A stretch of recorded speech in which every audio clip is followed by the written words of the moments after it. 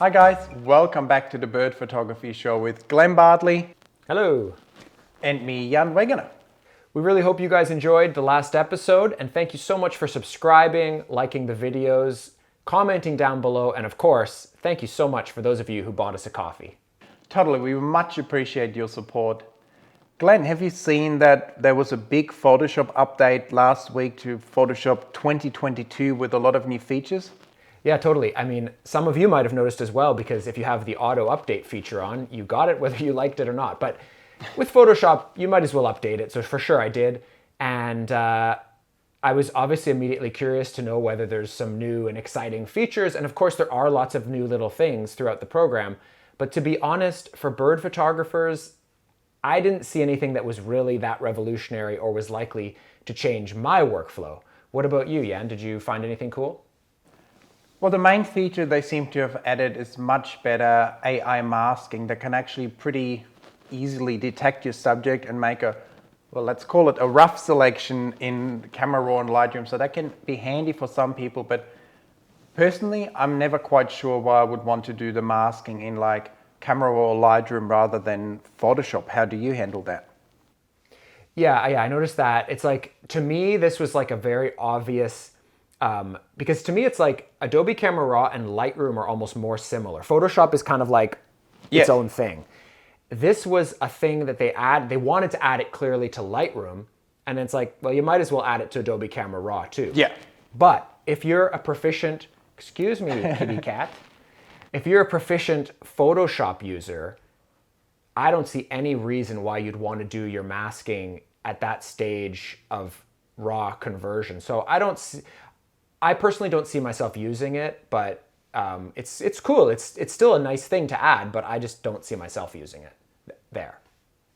No, I agree. It makes masking for the average person pretty easy, but I also prefer to do masking in Photoshop, where I find it to be a lot easier to do it, a lot more accurate, and you can also easily save your mask and load it as a selection at any point in time, and that's something we're going to show you later on in this video. Another thing I saw as well, that finally Adobe has made some color matching profiles for the R3, even though it's not out yet, the R5 and the R6, and we had a look at them. They're much improved to the previous ones. There's still a lot of files that we found where some of the colors are really funky, but we're also going to talk about that a little bit later. Well, another bit of news that is come out in the last week or so, which is pretty exciting for Nikon shooters, is that the specifications of the much anticipated Z9 have been released. What did you think about that camera, Jan? Well, it sounds pretty good. 20 frames per second, no mechanical shutter, no blackout apparently, and no buffer essentially. So you can just shoot non-stop in 46 megapixels, 8K video, and even a mode that shoots at 120 frames per second in 11 megapixel JPEG. So all around a pretty interesting camera, and from the few videos that I've seen, it also seems to do a decent job with the eye tracking. So all in all, definitely a very exciting camera if you're a Nikon shooter.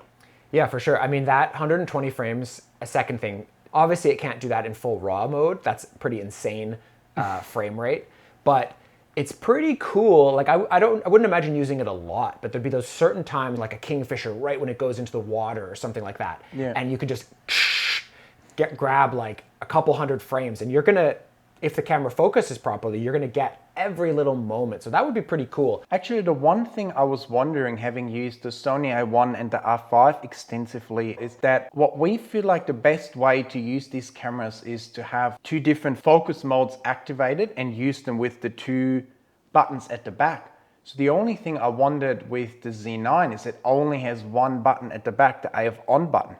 And with the vertical group, there's no other option around that button. I don't know if you could assign autofocus to the display button potentially, at least in horizontal mode you have two buttons then, but with the R5 for instance, it sometimes gets stuck onto the background, or you want to focus on something else that's not the bird's head or person's head. So this is the only thing I wonder how it works for Nikon in the field, because if I'm only able to have eye tracking activated, I think I would struggle at times. Yeah, totally. I mean, that's exactly the way I've set up my camera. And actually, when I switched from like regular shutter button to back button focus years ago, it was the first time there was a camera that would enable me to have two, because that's when for me it was like, this makes sense, like having sort of one with one shot where you can have that traditional autofocus, and now with the eye detect is just amazing. But having only the eye detect would be kind of annoying. So Nikon shooters, let us know if you were to get this camera, how would you use back button focus and maybe be able to enable two modes? Would you have to enable one of the front buttons to switch you so that you'd have to hit that first and then use your only one back button? Or let us know, because we're not Nikon shooters, so maybe we're missing something. We would love to hear from you down in the comments. How would you do it, Nikon shooters? And now in the biggest news of all, Glenn and I are finally releasing our PROSETS that we've been working on the last few months. Now, Jan, the audience might be wondering, what the heck are PROSETS? Ever since the 5 came out, Glenn and I have been looking for the perfect workflow. We tried a lot of different programs, but in the end we came back to our ACR or Lightroom workflow because we just think it just flowed the best. We found the XR Pure Raw, which allows us to deal with the noise in high noise images. But that kind of still left us with the problem that there were subpar color profiles available in Lightroom and Camera Raw. So we were finally fed up with that and decided to make our own profiles. Now, while we were making our own color profiles, we kind of realized that actually we could push this whole thing a little bit further and incorporate not only great color profiles, but also our really nice presets into one package. PROSETS are our new way of transforming even the trickiest raw files and give you a great starting point with just one click. And the best thing is they work with all major camera brands, and they work with the newer mirrorless cameras and even older cameras like a D500 or a 7D. So we've made 8 PROSET packs, and in those is actually 38 different PROSETs. And these are going to help you to deal with a whole variety of different and difficult scenarios that you'll often encounter in the field. Why don't we have a look at a few PROSETs now? We show you how to use them, and we also teach you some valuable Photoshop tips along the way.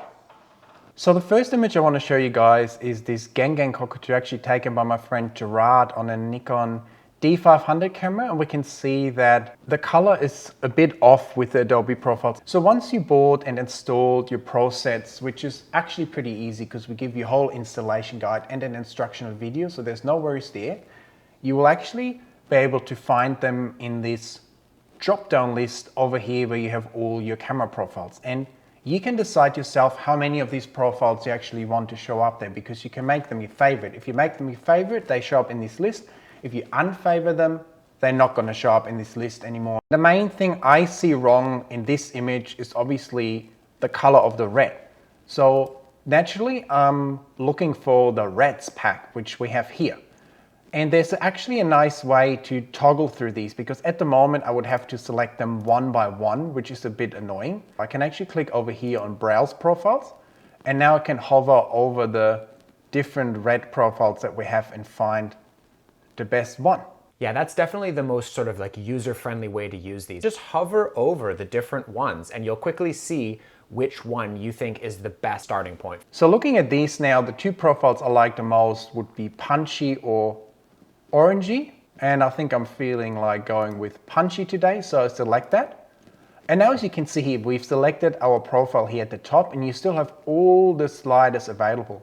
The one thing that our pack doesn't address that you have to do manually, because it's impossible to do it for you, is the white balance and the tint.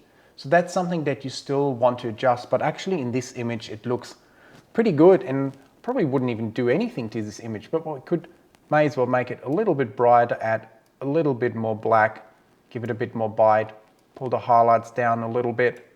So now we're actually almost done with this image, but I want to show you a cool thing, because I think these branches in this image are really not helping us, and I would really just like to crop this to a nice headshot. And so I want to show you a cool trick how you can easily remove these branches in Photoshop. First thing what I'm going to do, I'm just going to duplicate my background layer by just pulling it onto the little plus sign down here, but or you could also press Ctrl A, C and V to select it, copy it and paste it. And then what I'm going to do, I'm going to grab my clone tool at 0% hardness, 100% opacity, What I need to do now, this is a bit funny, but I actually need to chop this stick that I want to remove into little pieces, and I need to separate it from the edge up here. That's definitely like a key cloning tip that Jan's sharing right now. So you often have this unwanted thing, this branch or whatever, and people try to take care of the whole thing all at once. But this great technique, chopping it up into little bits or separating it from, for example, if it's intersecting the bird or if it's, you know, intersecting that a branch that you actually want to keep, but chopping it into little bits makes it way easier to deal with. Especially because chopping it now allows us to use the patch tool. We don't even have to clone everything. I'm just chopping it up into little bits, and then I can use the patch tool, circle it, drag it over to a clean piece of background that I want to put on, and it's magically disappearing. And now you see why I had to chop it up into little bits, because if I tried to drag the whole branch over, it just wouldn't work. There's not enough background for me to deal with, and usually it just makes a mess. For instance, if you don't separate it from the edge of the frame, it will look really funny. Or for instance, if I just circled a random area down here, drag that up, it just makes a blurry mess. So what you need to do is separate the bits, and then you can easily remove them. And when it comes to like object removal and cloning and stuff like that, guys, obviously this is where some of the artistry comes in. So don't get frustrated if when the first time you try to remove something, it doesn't look perfect. This is the skill that you have to learn and kind of develop your artistic skills in the digital darkroom. Totally. So the next thing I would only need to do is I want to crop this, and let's say we chose an Instagram crop 4:5 ratio. So I'm dragging that in. I'm actually turning it around a bit because I want it to be a bit more straight. I definitely want to keep the foot with the cool berry in. I'm going to crop that. And there's a little bit more cloning to do. But now we're pretty much done. And we had one click to correct the colors and then a little bit more cloning. Here's one cool thing, because I made a separate layer now and we're in Photoshop with layers, I can also click and unclick everything that I've done, and nothing is actually permanent. That's one of the main reasons that I like Photoshop. So Jan, I noticed when you were editing that file that you, of course, you only opened one raw file. Do you ever, when you're processing images, like open up a whole bunch all at once? For me, that's one of the like great efficiency tips. A lot of the times when you're out shooting birds, well, chances are the light on all the ducks was kind of the same, the water was kind of the same, but this is one of the like great time savers, I think. I would open all of them up in Adobe Camera Raw. Now, with our new ProSets, I would open the first file, I would find the ProSet I was after, like maybe I might go with the standard, more contrast, and then I can simply select all the other files by hitting Control or Command A, and then all I have to do is hit Alt S, and that'll sync up all the settings on all those other files. Of course, you could do this also if you wanted to make any other changes to that first file, like if you needed to tone down the highlights or make any little changes. To me, there's no point of starting from scratch on all those files. You might as well sync up your settings and save some time. So let me show you guys another example where our ProSets really shine. We like this old pure raw to actually help us get rid of the noise, because if we zoom into this image with no pure raw done, you can see a lot of grainy noise, and the throat's actually pretty blown as well. You notice now that this file that came through pure raw is actually darker. Usually the images are a bit darker than the original raws, but like 0.3 of a stop. So just for comparison purposes, I'm going to brighten this slightly. But when I zoom into here now, you can see that it actually really nicely removed all the noise, removed all the grain, and kept almost 100% of the detail. So that gives us a much nicer file. And as you can see here, the camera standard profile really doesn't do a fantastic job. We are dealing with a yellow bird, so I'm gravitating towards the yellow pack. I'm thinking the yellow vibrant could work quite well. As always, you can also just hover over the different yellow profiles. I think the yellow vibrant profile is quite good, gives me a fantastic starting point, because when we zoom in, we can see all the details in the throat and looks very good. Now, you guys notice in the two examples we've shown, of course, very colorful birds, the gang cockatoo, this Wilson's warbler, but I just want to point out that in our ProSet packs, there's a lot of different options. So for example, we have some very neutral profiles, if you'd like that as your starting point to head into Photoshop. We've also got some really fun ones like like we have a whole oops pack, like oops I underexposed, oops I overexposed. And we've got some cool ones too that simulate fill flash, called digital fill flash. Back to the Wilson's Warbler. I've selected the yellow's vibrant profile. It gives me a really good starting point with great details in the yellows, but I still think I may need to make a few little changes. One awesome thing we can do is that we can actually throttle or increase the amount of the profile with the slider up here. So that's really nice because you might feel like you have the profile does a little bit too much to your image or not enough, so you can actually increase the strength or decrease the strength of the profile. In this case, I think looking at it, I'm liking it around kind of the 90% mark. Now, because I run it through DxO, the image is a little bit dark, so we'll need to brighten it a little bit. Because I brighten it, I'm also going to pull down the highlights a little bit to maintain that detail. And now, as you remember, our profiles do not change the white balance or the tint. In this case, I think it has a bit of a green cast.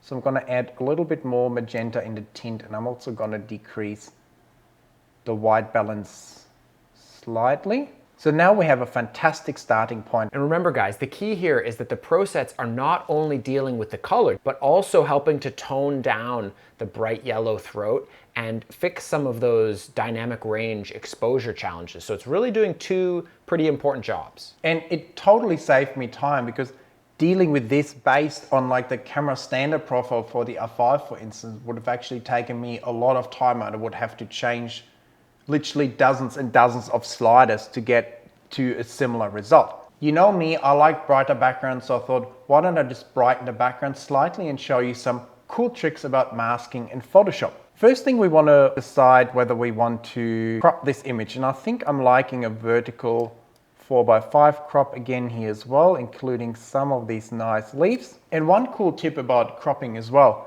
you see up here in Photoshop, there's this little box that says delete crop pixels. If that's ticked and you crop, all the pixels you cropped off are gone. If you untick this, you can simply click in here with the crop tool again and change your crop. And you can even do that after you saved your file. So I would always highly recommend you untick this because none of the crops you're ever going to do are permanent then.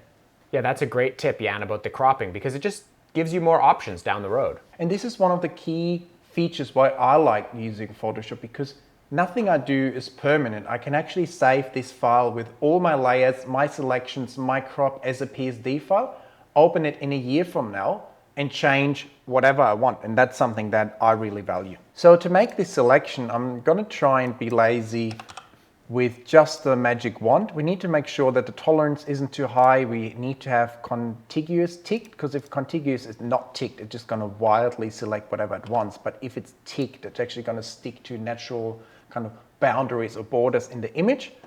So I'm quickly just going to click through here, which shouldn't be too hard. So that's almost done already. You can see there's a few areas that need a little bit of fine tuning. So I usually use the lasso tool and just include certain areas that I want to have included in my selection. So I quickly do that. It's also an awesome technique to go in to the refine edge command box, because once you see that, you can see what would be selected and what wouldn't be. And that'll be really show you, like for example, if there's little areas of the background that you didn't quite notice in between branches that the magic wand didn't select. And it'll also allow you to tweak the edge so you don't have this hard edge where the change is happening here but not here. It gives you a nice little feathered area, and it'll make a much more convincing mask and final product. The laziest way to save a mask in Photoshop is simply making a selection. There's a lot of lazy stuff going on over there, Jan. Well, lazy and easy, but that's how we want to do it in the end, isn't it? We don't want to spend a lot of time doing difficult things. I would give you a better word, Jan. Efficient. So the most efficient way to save a mask in Photoshop is to select whatever you want to select and then click any of these adjustment layers up here. So I can just click on levels, and now you see it created this adjustment layer with this black and white mask over here. We don't need this, so I unclick it so it's not visible. But whenever I now click the Control key and click on that hidden layer mask, it selects my selection again, and you've essentially save this, because you can save the image now and your mask is safe forever. However, if I was just doing it like this with a hard edge and I was now doing a curves layer and I was brightening the background, you can see really nasty hard edge around the leaves and it just looks really ugly, and that's not what we want. So let me delete that curves layer. I'm actually going to load the mask with the hard edge that I've done. Now how I like to refine the edges, I go to select, modify, expand. And what that does, you can see it actually moves my mask slightly onto the bird and the branch. And now I also go to select, modify, feather, and also select 2 pixels. And what this has done now, it created a little feathered edge around my mask. And now I save this again by just doing another adjustment layer and hiding it. And if I'm now going to open this mask, select the mask, and now if I click on the curves layer to brighten my background, it has this mask selected now. And if I brighten it now, you can see that it does a much better job on the edge. Still not perfect, so what I'm going to do now, I'm just going to use my brush at a really low opacity, and I'm just going to click over some of these areas, bringing some of this brightness onto the areas that still don't look quite right. And now we have made the background much brighter, much nicer. But again, that's me liking bright backgrounds. You might darker backgrounds. It doesn't really matter. In the end, at least you know that you can do something pretty cool to an image. From here, I probably would just do like a little curves, a little levels adjustment, and the image would be basically done. So the heavy lifting was done by the PROSETS, and then you'd make a quick mask, brighten your background, and you have an almost perfect image within a couple minutes. I was going to say that you ruined my photo. No, actually. Well, that's one way to look at it. No, it looks great. I mean, definitely some great tips in there. And one of the things when I was actually editing this image in the spring that I struggled with was sometimes you have these objects that are in the frame and you're like, do I want to remove that? In this case, there's that sort of leaf hitting the bird's back, and then there's that branch there. And I really struggled with whether I should remove those or not, because it could start to throw off the balance of the image. So I actually wound up taking out the leaf, but leaving the branch for kind of a more natural look. I don't know, what do you think? What would you do with that one if it was yours? This is my image. I would probably remove both because it does feel like it's piercing the bird a little bit, but you can also make a great case that it balances your composition a lot more with it there. And I mean, it depends how you crop it as well. I cropped it quite tight and vertically. It's a really important point. We don't want to say that there's one way to do this or one right way or wrong way to do this. And in fact, we've mentioned this before on the show that Jan and I have quite different styles when it comes to how we shoot and edit our images. And neither is right or wrong. So it's just a question of what are you trying to convey? What do you like?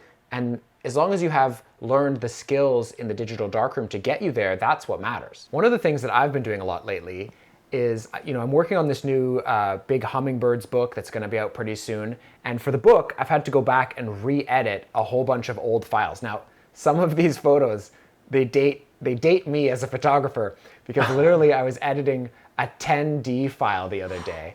So I was going back through these old files, and some of them were brutal, super noisy and everything. And this new software and our new PROSETS were super helpful. Pop those images through DxO, get rid of the noise, go into Adobe Camera Raw, figure out which one of our PROSETS is the best starting point, and then head on into Photoshop, and I use my normal workflow that I know and love, and the results have just been amazing. I look at the before, like what I edited these old photos of before, and what I've been able to achieve now, and it's just night and day. So if you guys want to get amazing results out of your raw files with just one click, make sure to check out our PROSETS down there in the description and save up to 30% with our starting offer. Totally. These PROSETS are going to save you a ton of time, and they're going to give you a much better final product. Thanks so much for watching, guys. I hope you enjoyed this video. I hope you're going to check out the PROSETS and that you learned something about Photoshop and masking in this video. As always, please make sure to give us a thumbs up for the video, share it with your friends, and subscribe to the channel. Absolutely. Thanks so much, guys, for watching. And if you enjoyed the episode and you feel like buying us a coffee, we'd sure appreciate it. Thanks again, guys.